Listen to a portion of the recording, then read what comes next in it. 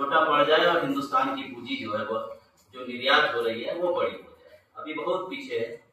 अगर हम 500 अरब डॉलर का निर्यात कर रहे हैं तो अगर पूंजी का निर्यात कोई कर भी रहा तो 1-2 अरब डॉलर का मुश्किल से जो है वो निर्यात कर रहा है ना। तो वह बहुत पीछे है, कि भारत साम्राज्यवादी देश नहीं है। तो साथियों, इस सेमिनार पे जो है जो बातें तो विभिन्न एंगल से साथियों ने पेश की है, का दौर शुरू होते ही या उसके पहले ही जो है बाकायदे की नई चीज कि उससे पूरे दुनिया को ही मैंने उदारीकरण की नीति को अगर लेके कहें तो 91 में हमारे देश में कहा जाता है, लेकिन वो 80 के दशक से वो चीजें शुरू हो गई थी और उसके तहत एक चीज लेके आए और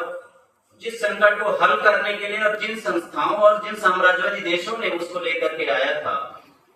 आज वही उठ के उसके उल्टी दिशा में जा रहा है और जो रास्ता वो अपना रहा है यह पूंजीवाद को और बड़े संकट में फंसा दे रहा है। अगर वो टैरिफ लेके आ रहा है दुनिया के स्तर पे, तो दुनिया के स्तर पे पूंजी और ज्यादा फंस जाएगी, क्योंकि चाहे वो हिंदुस्तान हो, चाहे वो अमेरिका हो, कोई भी देश हो, वहां के लिए अब संकट इस स्तर में पहुंच जाएगा जो वहां की जनता आज जितनी परेशान है उसके कम से कम जो है कई गुना ज्यादा जो है परेशानी में फंस जाएगी, क्योंकि उसके हर चीज के, हर उत्पादन के लागत मूल्य बढ़ जाएंगे, महंगाई बहुत ज्यादा बढ़ जाएगी, उससे उनके संकट जो है और ज्यादा संकट में जो है फंसाएगा। दूसरे हिंदुस्तान में अगर ये चीजें आगे भी बढ़ती है तो हिंदुस्तान में डंपिंग का भी मामला होगा और यहाँ की ज्यादातर इंडस्ट्रीज जो है बंद होने के कगार पे पहुंच जाएंगी। तो संकट जो है चाहे अमेरिका के लिए हो, वहां भी संकट बहुत तेजी से बढ़ रहा है और तीसरी दुनिया के अगर देश कहें तो वहां पर भी संकट इस चीज को लागू करने के बाद जो है संकट को और ज्यादा तीखा वो कर देगा। और ऐसी स्थिति में जो परिस्थितियां दुनिया में पैदा हो रही हैं उसके तहत दुनिया भर में आप देखें कि हर जगह हिंदुस्तान में जैसे फांसीवादी माने हिंदू फांसीवाद आगे अगर बढ़ रहा है, तो ऐसा नहीं है केवल हिंदुस्तान में बढ़ रहा है, क्योंकि वैश्विक पूंजी का जो आज नेचर है वो पूरा वैश्विक है, वित्तीय पूंजी वैश्विक है और ऐसी स्थिति में जो है हर जगह फांसीवादी उभार और दक्षिणपंथी ताकतों का उभार बहुत तेजी से आगे बढ़ रहा है। और इसी संकट को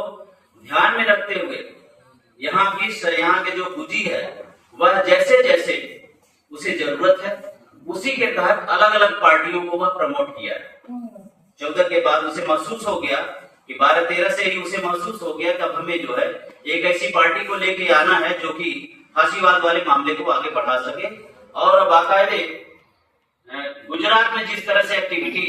मोदी की थी उसको बाकायदे प्रमोट करते हुए सत्ता में लेके आया और बाकायदे वो नंगा नाच अब करना शुरू कर दिया है। माने तानाशाही तो हमारे ऊपर जब मोदी शासन में नहीं था तब भी था, लेकिन वह पूंजीपति वर्ग की तानाशाही थी, लेकिन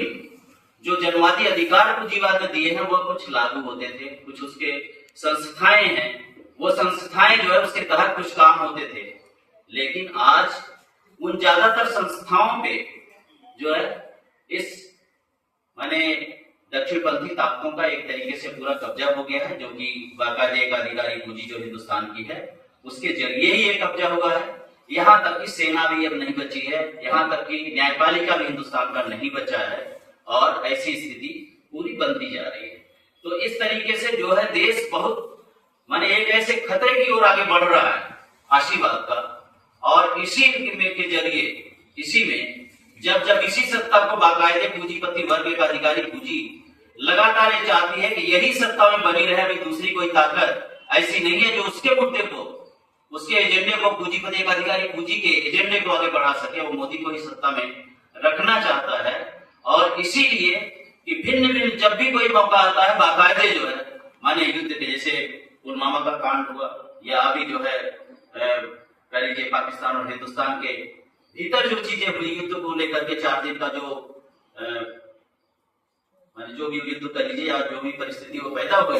ये सब चीजें बाकायदे एक अधिकारी पूंजी के तहत ही वो चीजें आगे बढ़ रही हैं। तो आज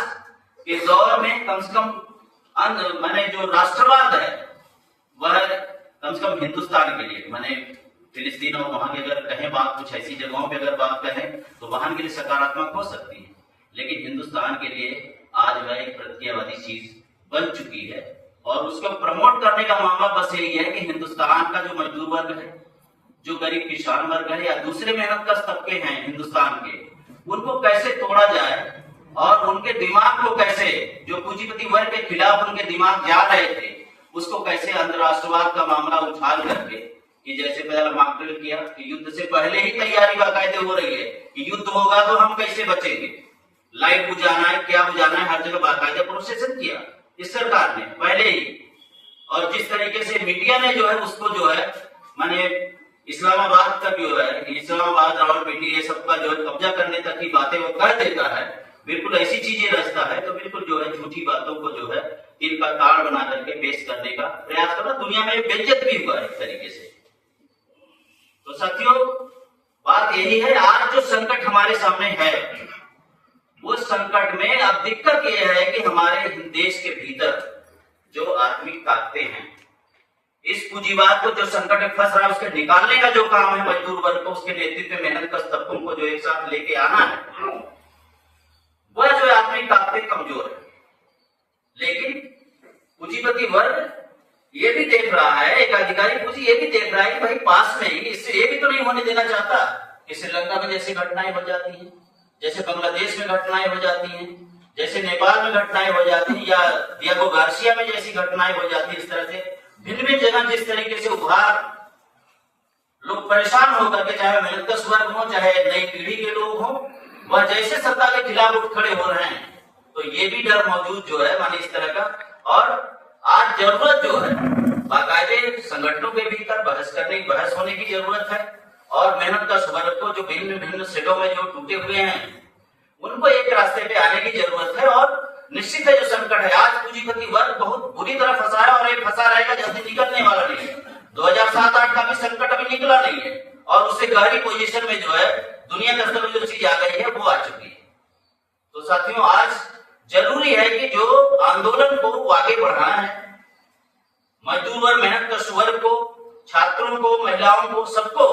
जो है वहां पर आंदोलन को आगे ले जाना है। इस चीज को कितना हम प्रमोट कर सकते हैं, कितना हम उनको कितना प्रचार कर सकते हैं, हमारा अखबार,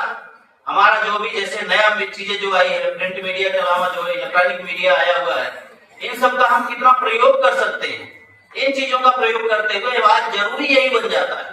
कि हम पूरी ताकत लगा के जल्द से जल्द इस चीज को माने देश के स्तर पर जो भी मतभेद है उसको दूर किया जाए, और संगठित ताकत के जरिए इस चीज को आगे बढ़ाया जाए। क्योंकि ऐसा होगा कि जिस तरह से पूरी दुनिया जा रही है, पूरी श्रृंखला द्वितीय विश्व युद्ध के बाद जैसे तिहाई धरती पे समाजवाद आया था, ऐसे ही आज जब क्रांतियां स्टार्ट होंगी तो वो भी एक दो देश के बीच में नहीं होंगी, बल्कि ये पूरी दुनिया को प्रभावित करेगा। आज की पूरी दुनिया में श्रृंखलाएं लग जाएंगी,